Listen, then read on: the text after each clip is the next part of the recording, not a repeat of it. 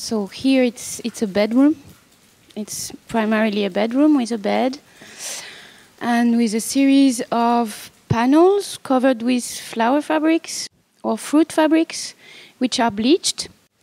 So it plays, of course, on these ideas of blackening, whitening, in relation with my work in general. If I make a bedroom, for instance, it's also a way to think about the body, to think about the architecture we live in, how this influences us.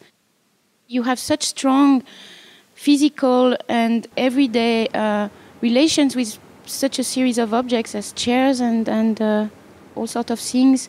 So for me, it's very important to make this connection very present, that actually I could be a chair. I mean, I know it sounds like really a cliche, but it's a very important thing that the work is not something separated, that it has this link with some kind of everyday life or experience, even if it's really theatricalized and it's made strange out of this dance. And of course, I don't always work in my studio naked making sculpture. But in a way, making art is just living. It's a way of living and trying to not make sense out of everything, but on the contrary, demake the sense.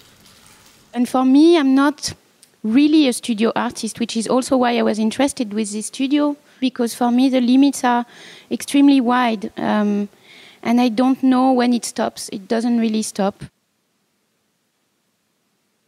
I was very interested in the dimension of the studio being semi-private, semi-public, because it's in the middle of a park, and it's with these big glass windows, and it's a public park, so somehow you're exposed even in your private moment of making work or being in the studio, and I thought this was super particular.